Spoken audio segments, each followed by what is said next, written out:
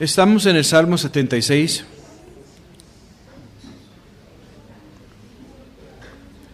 Dice así: al vencedor en Neginot, Salmo de Asaf, canción. Neginot quiere decir instrumentos de cuerdas.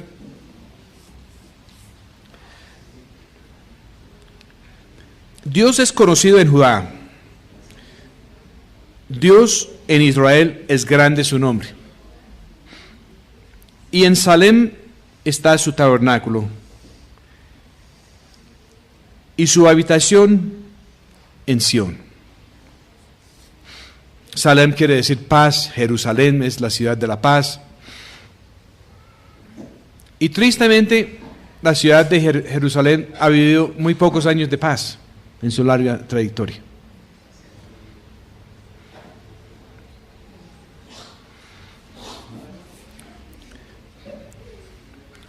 Sión es el sitio que, según la Escritura, donde habita el Señor.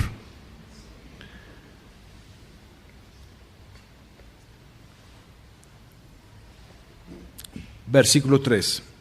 Allí quebró las saetas del arco, el escudo y la espada y la guerra. Sila. Pues han habido batallas en el pasado donde aparentemente esto sucedía, pero nunca ha durado más de una generación, o máximo 2.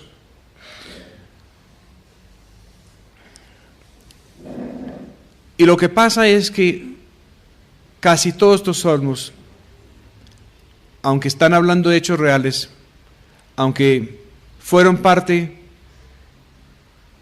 del culto y de la adoración en el templo, con músicos, son también proféticos.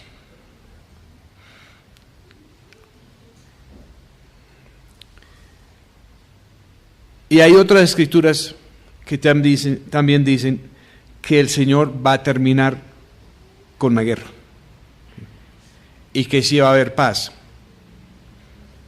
Hasta ahora,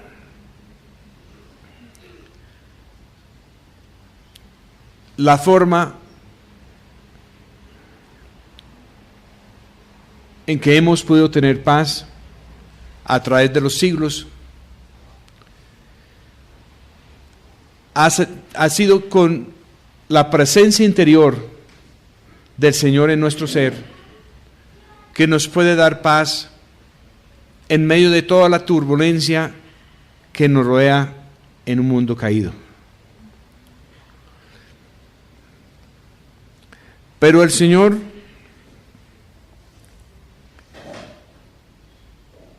va a cumplir todas estas profecías.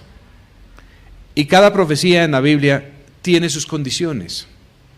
Por ejemplo, esta está dirigido al vencedor. ¿Quién es el vencedor?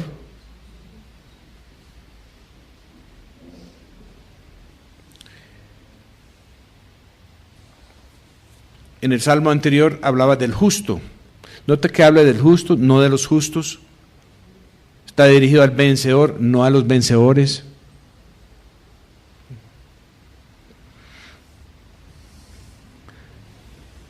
Todas estas profecías se cumplen solamente en la vida y en la naturaleza de nuestro Señor Jesús. Y nosotros tenemos la forma de participar si somos parte de Él, si somos parte del cuerpo de Cristo, si Él en realidad es nuestra cabeza, si en realidad hemos sometido a los tratos de Dios para que nos corrija y nos limpia. Versículo 4, ilustre eres tú y fuerte más que los montes de Casa. Los fuertes de corazón fueron despojados. Durmieron su sueño y nada hallaron en sus manos todos los varones fuertes. Por tu reprensión, oh Dios de Jacob, el carro y el caballo fueron adormecidos. Todos los fuertes, todos los carros, toda la maquinaria del hombre, sea religiosa, sea maquinaria política, económica, nada de eso puede traer paz. La única manera de acabar con la guerra es que el Señor lo haga.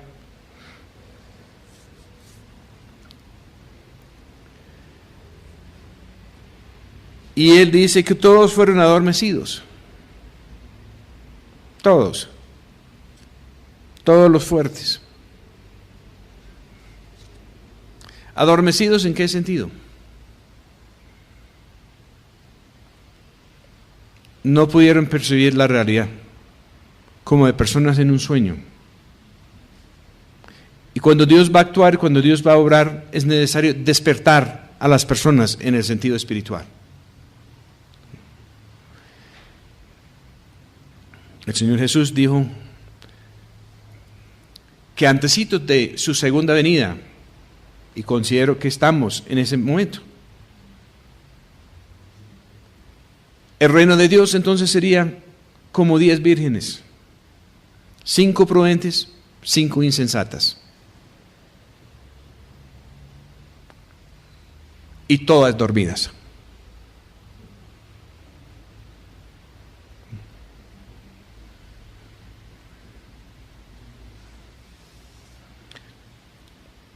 Versículo 7. Tú, terrible eres tú, ¿y quién para delante de ti en comenzando tu ira? Desde los cielos hiciste oír juicio, la tierra tuvo temor y quedó quieta. Cuando te levantaste, oh Dios, al juicio para salvar a todos los mansos de la tierra, Sila. El Señor se va a levantar y esto dice que Él va a tener ira cuando confronta ciertas situaciones. En el Apocalipsis, capítulo 6, dice que cuando los cielos serán recogidos, y se puede ver claramente al Señor Jesús revelado desde el cielo,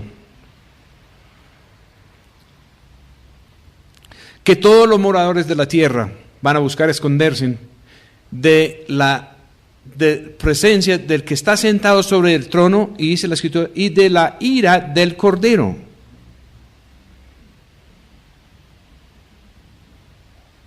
¿Ustedes han visto un cordero con ira? ¿Saben cómo sería eso? Yo tampoco, pero pone a todos los moradores de la tierra a buscar esconderos.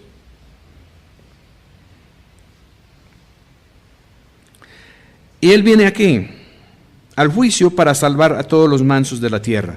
Los mansos son los que hacen caso a Él y solamente a Él.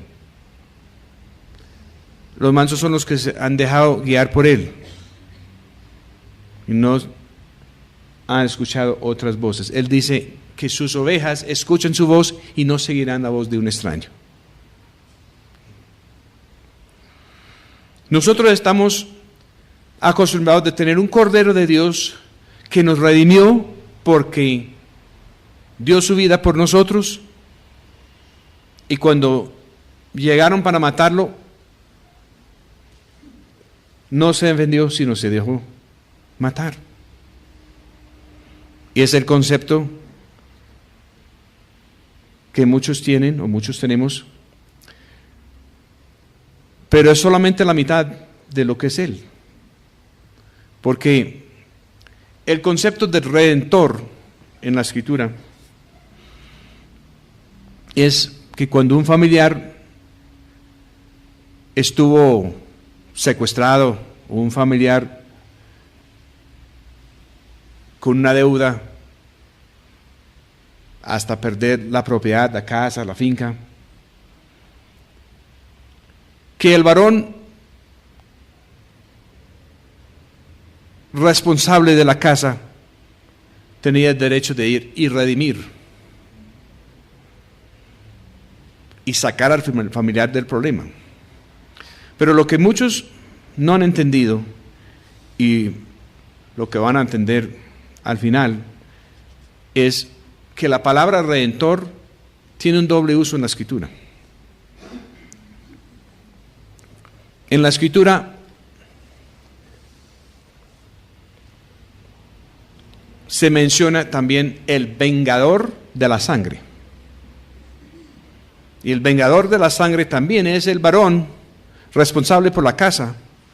Y por ley, si alguien ha estado maltratando a alguien en la familia, o si alguien llegó a matar a alguien de la familia,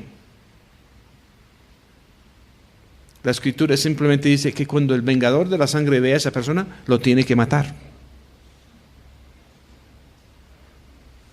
Pero aquí está la parte muy interesante. La palabra redentor y la palabra vengador de la sangre son la misma palabra, idénticos. No hay ninguna diferencia en cómo se escribe eso en hebreo. Entonces ahí es donde se va a manifestar cuál es la ira del Cordero.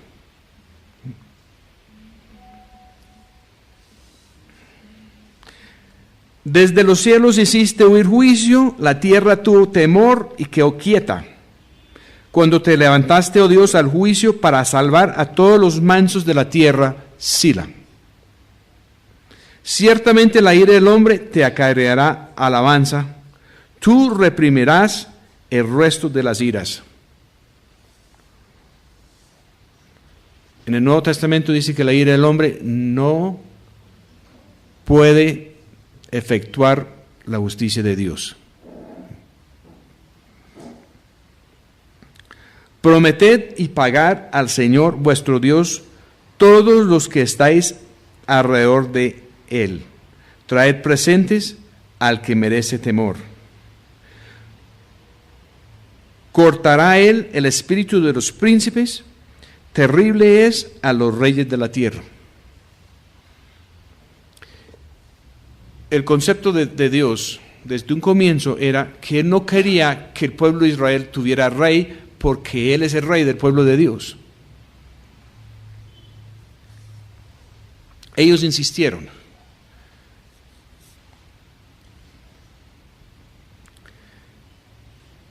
Y la historia de los reyes del pueblo de Dios, hay 2 libros, bien o historias en la Biblia. Primero y segundo de Reyes.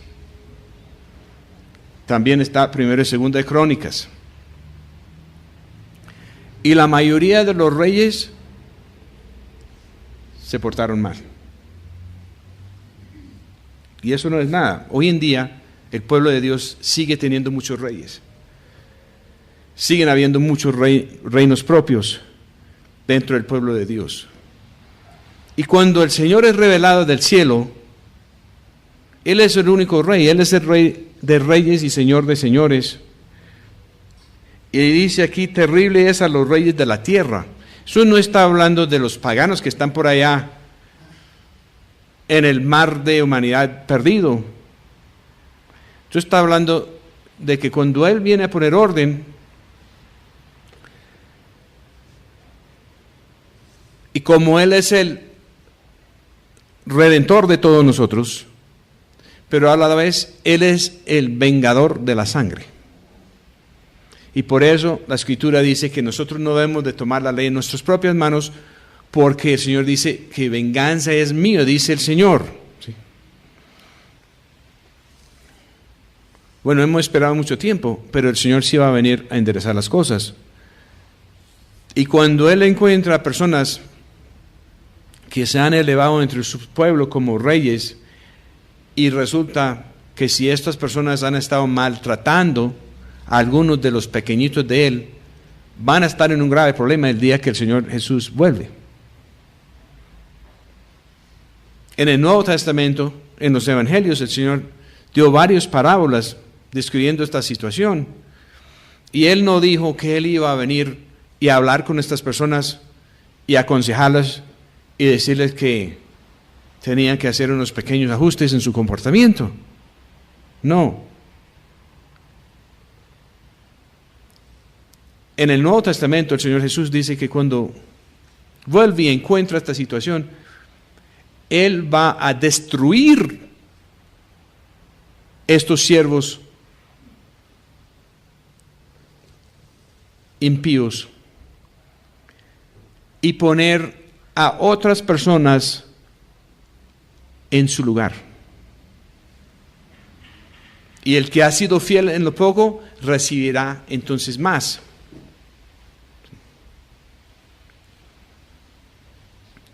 Mire cómo termina esto. Cortará él el espíritu de los príncipes. ¿Cuál es el espíritu de los príncipes? Es el espíritu de los que creen que ellos son una clase aparte que van a reinar sobre el pueblo de Dios.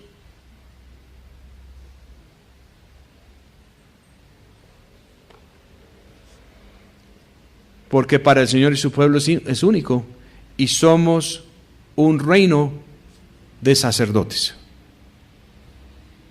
La palabra sacerdote, curiosamente, está ligado a la palabra príncipe. Y el sacerdote, en su forma original, no es un religioso, no tiene nada que ver con religión. El sacerdote es la persona que ve el rostro del rey y que puede salir de donde está el rey y interactuar con el pueblo, y es la persona que puede ser un puente entre el pueblo y el rey.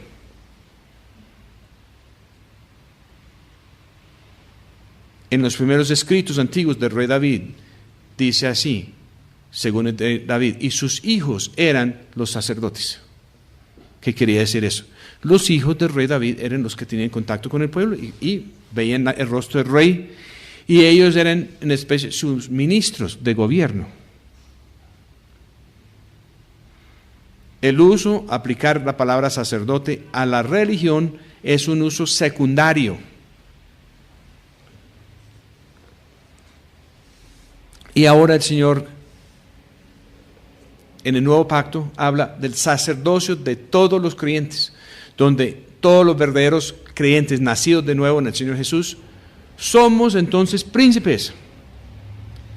Y si tenemos acceso a nuestro Señor Jesús, Él quiere que nosotros conozcamos también a su Padre. Y Él quiere que nosotros podemos entonces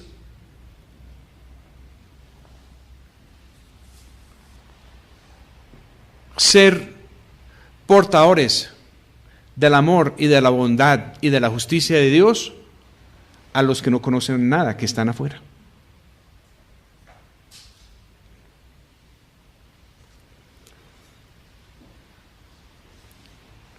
Y en el pueblo de Dios, según las Escrituras, todos somos hermanos.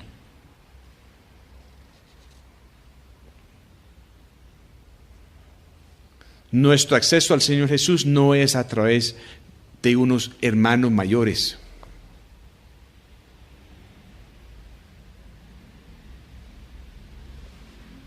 La única manera en que nosotros podemos conocer a Dios Padre es a través de nuestro Señor Jesucristo, y no hay otro camino. Él es el único camino.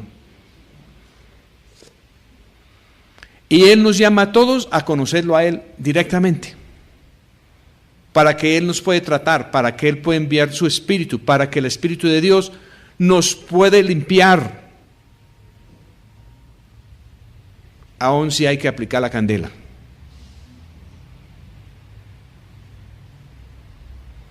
Entonces, miren, hermano, miren la diferencia cuando Él entra en escena. Ya no es formación religiosa lo que vale. Ya no es memorizar doctrinas de hombres. Ya no es pasar por un curso de tantos días o meses o años para recibir un título.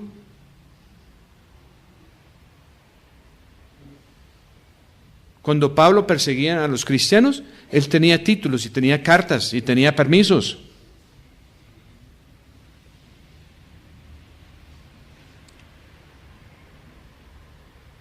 Pero después de que el Señor Jesús lo quebrantó, Él dejó todo eso. Y escribió después que las vidas cambiadas, los corazones cambiados, el carácter de Dios en Él, que eso eran sus únicas cartas de recomendación. Cuando el Señor vive en nuestro ser y manda desde lo más profundo de nuestro ser, Él nos da la respuesta.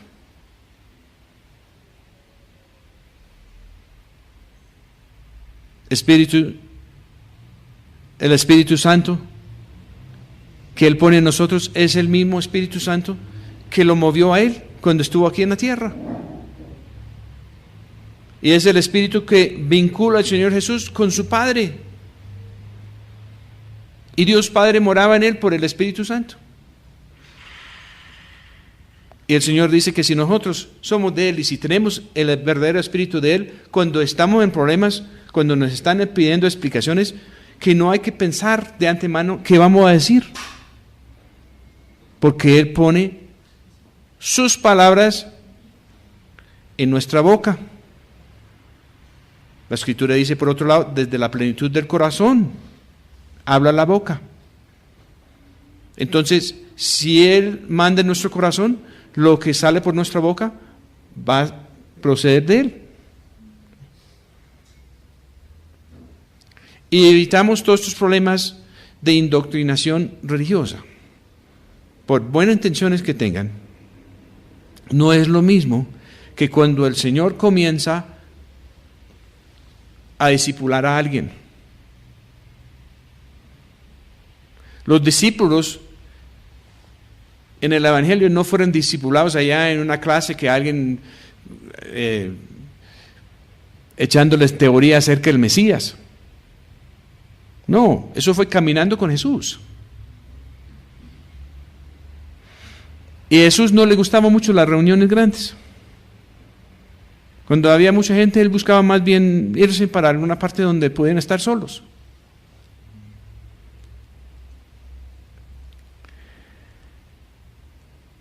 Porque el verdadero evangelio va por contacto personal.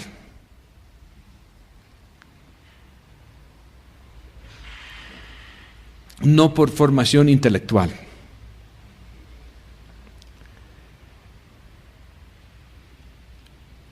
Y hasta que nuestro corazón no sea dominado por la presencia y el poder de Dios, es muy peligroso tratar de fomentar la parte intelectual.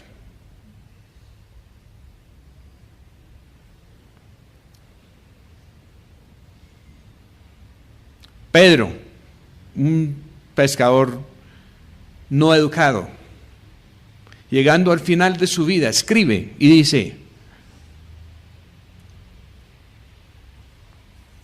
mostrad en su fe virtud,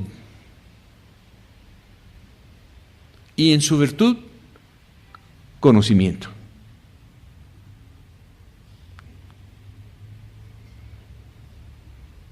En otras palabras, nuestra fe es nuestra dependencia en Dios. Y si nosotros dependemos de Él, el poder de Él va a fluir a través de nosotros.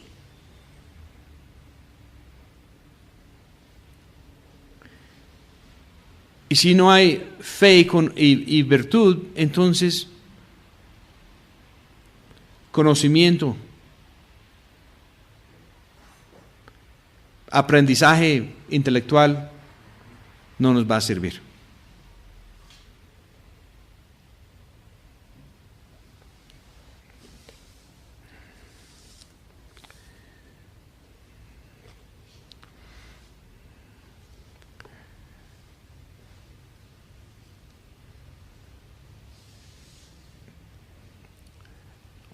Hay una Jerusalén terrenal y una Jerusalén celestial, según la Escritura. Y es la celestial que es la madre de todos nosotros si hemos nacido de nuevo de arriba.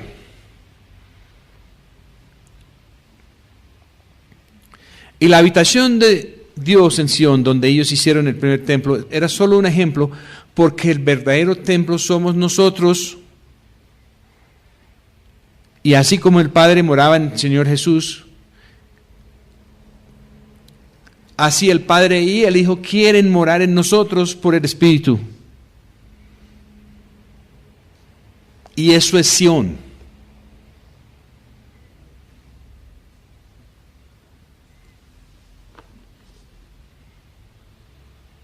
El plan de Dios no es restaurar un fortín en una colina del Medio Oriente. El plan de Dios es tener un pueblo limpio de corazón, donde Dios puede morar y donde los que no conocen a Dios pueden ver el carácter, el amor y también la justicia de Dios. A eso va el Señor.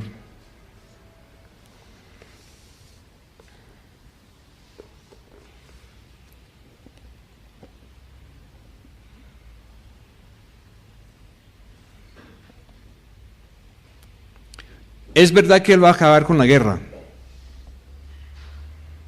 pero la guerra no se ha acabado todavía. Cuando Él vino por primera vez, Él dijo: yo no vine a traer la paz, sino una espada. Porque sin la espada no puede haber paz. Porque la espada de la palabra de Dios tiene que cortar lo que no sirve en nosotros. Y si Él no corta de nuestro corazón lo que no sirve, nunca vamos a estar en paz, ni podemos conducir a nadie hacia la paz. Entonces, la parte más interesante de la guerra está por venir. La guerra no se ha terminado.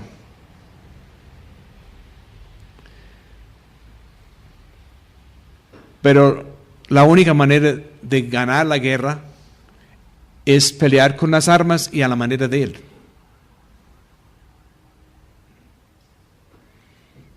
Y Él nos ha dado unas armas muy especiales, comenzando con la verdad. Él es la verdad, y también la verdad, la palabra de Dios, tiene que ver con la espada. Y si la espada no entra y corta, no hay paz. No puede haber paz.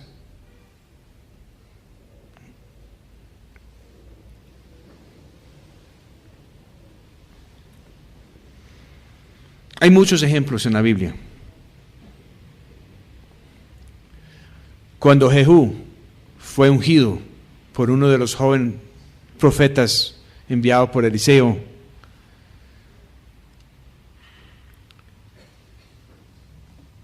en muy breve tiempo, los dos reyes malvados, la reina Jezebel malvada, todos estaban muertos. Y no solamente acabaron con los profetas de Baal, como unos años antes con el profeta Elías, sino en ese tiempo acabaron con todos los adoradores de Baal. El diablo ha sido muy astuto. Él sabe que si él hace una gran campaña para que los seres humanos elegimos al diablo como el rey de nosotros, que muchísimas personas no le van a caminar. Entonces el plan de él ha sido mucho más sagaz. El plan de él ha sido lograr que el ser humano adora el ser humano. Que las personas aman a sí mismos y que adoran a hombres y mujeres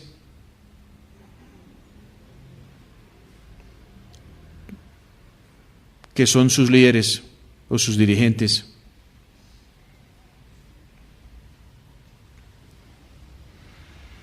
Pero todo el tiempo el diablo realmente no se queda satisfecho con eso.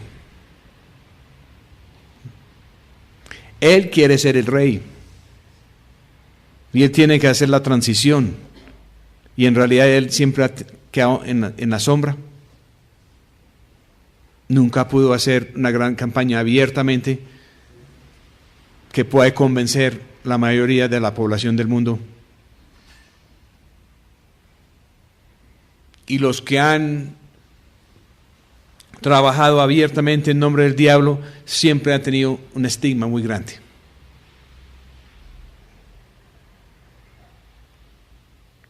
Su engaño más grande es poner el hombre a adorar al hombre. Pero haciendo eso, él nunca puede ganar, porque los hombres todos quieren ser el más grande.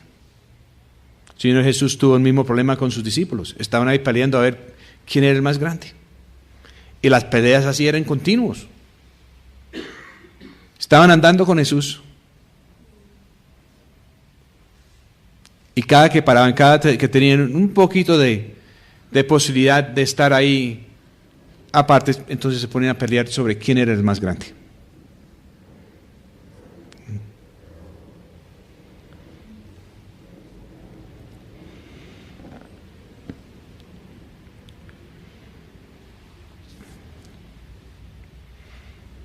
En el reino de Dios el más grande es el más pequeño. Y ellos no pueden entender eso hasta después de la muerte del Señor. ¿A qué voy con todo esto?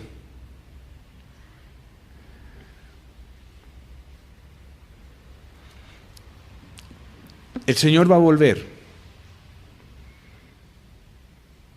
Y ahora no estamos hablando de tan largo futuro. Él puede demorar las cosas según el criterio del Padre, que no está dispuesto a que nadie se pierda.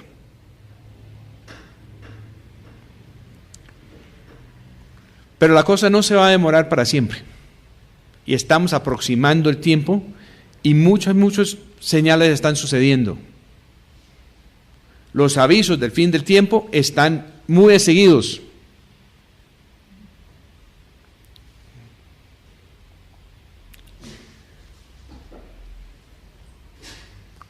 Y cuando el Señor vuelve,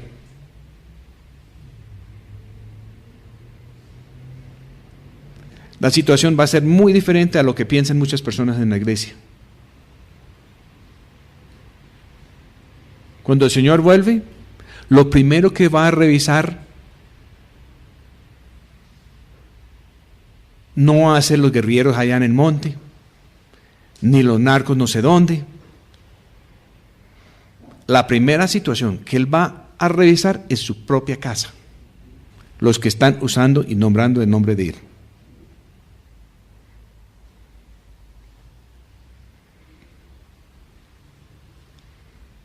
Y hasta que su casa no está en orden, Él no se va a dirigir a lo demás. Entonces, por eso, hermanos, es que el juicio que comienza por la casa de Dios debe comenzar por nosotros. Y si nosotros sometemos a los tratos de Dios ahora, a permitir que Él nos limpia y que Él nos corrige, porque Él hace eso con todos sus hijos, los cuales Él ama. Y si nosotros nos dejamos corregir ahora, cuando hay todavía tiempo de misericordia, entonces vamos a estar bien parados cuando viene el tiempo y va a haber juicio, y para algunos va a ser sin misericordia, comenzando con los que están representando mal al Señor. Porque cuando Él vuelve es obligatorio parar eso. No puede permitir que siguen tergiversando las cosas a nombre de Él, porque eso es lo que hace que el mundo no puede ver con claridad quién es el Señor.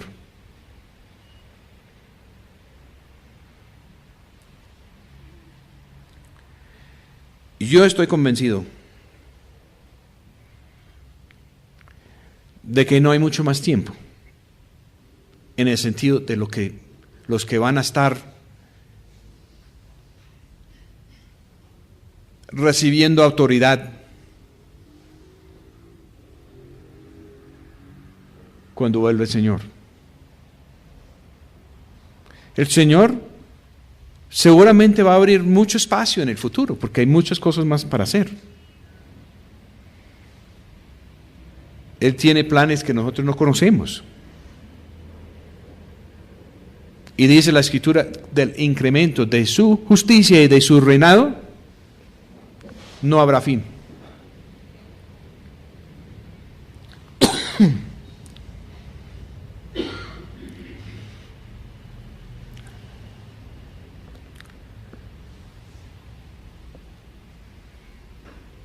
Pero hay un tiempo de corte para los que son o los que no son cuando Él vuelve. Y para ese tiempo, para los que van a estar o no estar, el tiempo se está agotando. Y ese tiempo no va a durar mucho más. El mundo que nos rodea no puede durar mucho más como va.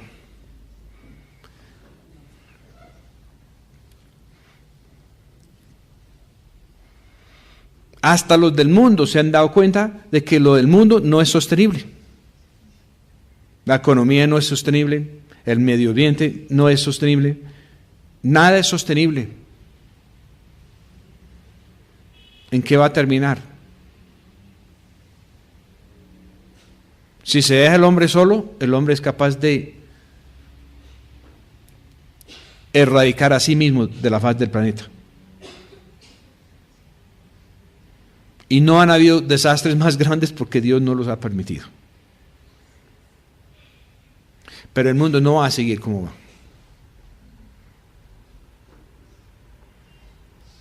Y hay muchas personas que han escuchado las falsas doctrinas que el diablo ha sembrado entre el pueblo de Dios y no piensen que están corriendo peligro y no piensen que las advertencias de las Escrituras tengan nada que ver con ellos. Cuando el Señor entra a actuar plenamente, va a ser un golpe tan fuerte que nada de los reinos de este mundo van a sobrevivir. En el libro de Daniel se describe como una piedra grande cortada sin manos que estrella la imagen que representa todos los imperios del hombre, y en un solo golpe no queda nada.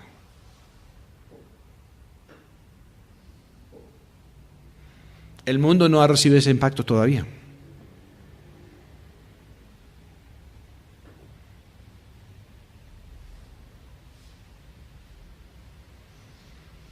Para los que no están bien con el Señor, Él dice que su llegada será como un ladrón en la noche. Pero si leemos el resto de los versículos, después de que llega,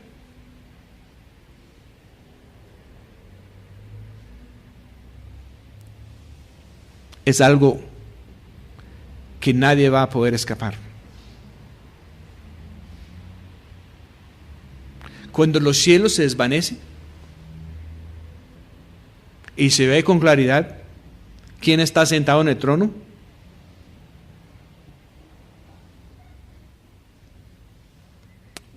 todos los que están buscando su propio bien aquí en la tierra van a buscar escondederos. Pero nosotros podemos estar aquí en la tierra y tener nuestra morada arriba en el cielo. Por eso Abraham no construyó su propia ciudad. Por eso él no fundó una ciudad. Por eso él no edificó un templo. Por eso él no hizo nada de lo que estaban haciendo todos sus vecinos.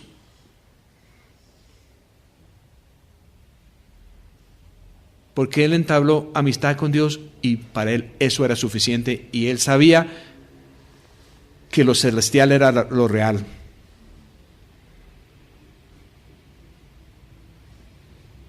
Y estuvo dispuesto a esperar. Y estuvo paciente para solo caminar con Dios, como el amigo de Dios.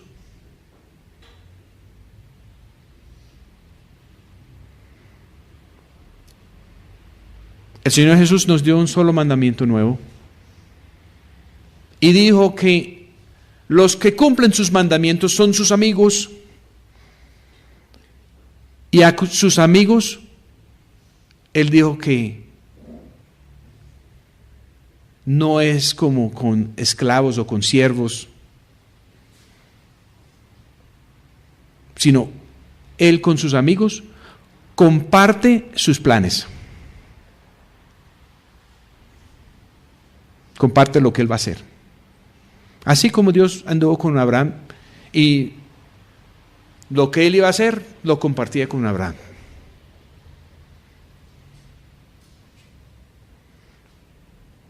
Si quieres saber qué es lo que va a pasar, qué va a hacer Dios, la única manera de saber, la única manera de entender es ser amigo de Dios.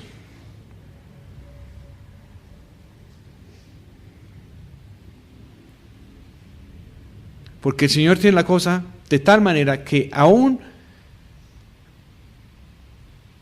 si alguien pudiera explicar los detalles, no serían entendibles.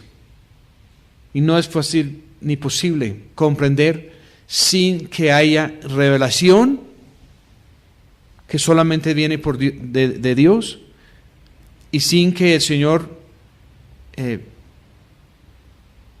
haya hecho un trabajo grande en nuestro corazón.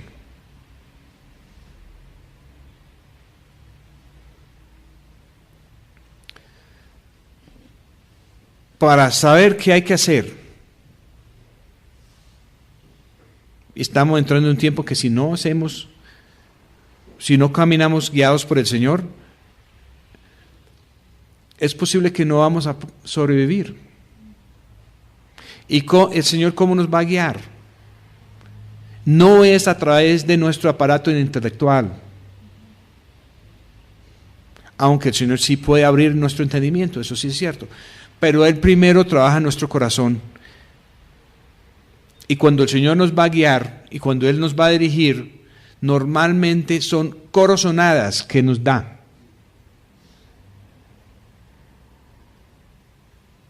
Y la mayoría de esas corazonadas en el momento no son muy explicables en nuestra parte intelectual.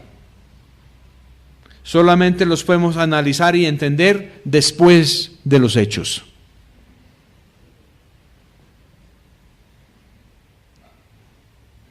Aunque el Señor sí nos puede mostrar cosas en nuestro intelecto y es bueno tener todos nuestros pensamientos sometidos a Él. Pero si Él no domina nuestro corazón, nunca más va a dominar nuestros pensamientos.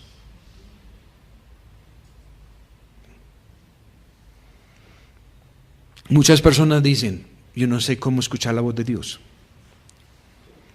Y resulta que Dios les está hablando y lo que es la voz de Dios, ellos no lo reconocen.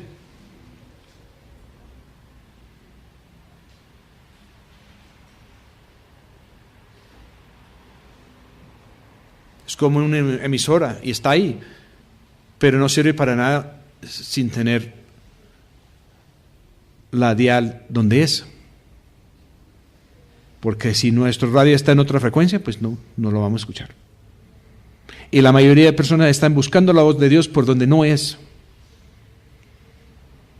Y Dios los está hablando y toda la bulla alrededor hace que no perciben la voz de Dios. Muchos son los llamados. ¿Cómo es el llamado de Dios? Él está hablando, ¿verdad? Y pocos los escogidos.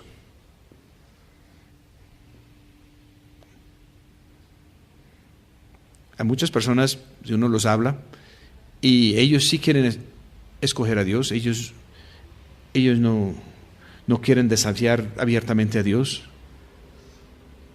El único problema es que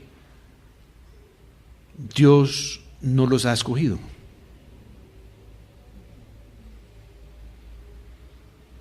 Porque ellos no han respondido a su voz.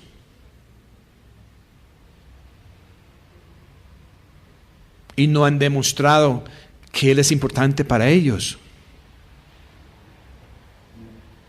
Yo puedo tener muchos conocidos, pero pocos amigos porque no tengo sino X cantidad de tiempo, y para tener buenas amistades hay que invertir tiempo. Dios no tiene la limitación de tiempo que tenemos nosotros, pero si nosotros no estamos invirtiendo cierto tiempo con Dios, no es posible tenerlo de de amigo nuestro.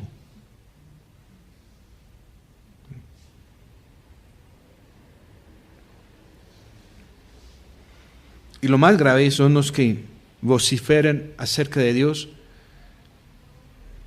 y hacen grandes hazañas a nombre de Dios, y en realidad son los enemigos de Dios.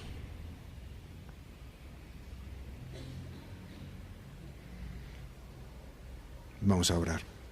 Señor, permita que podamos tener gran discernimiento para que no seamos llevados por otro espíritu en este tiempo tan importante. Que podemos discernir, Señor, su espíritu y seguir su espíritu y discernir lo que su espíritu está haciendo en nuestros corazones. Cuando su espíritu nos mueva desde el corazón, que podemos reconocer cuándo es en realidad su espíritu y dar el paso. Pedimos eso en el nombre de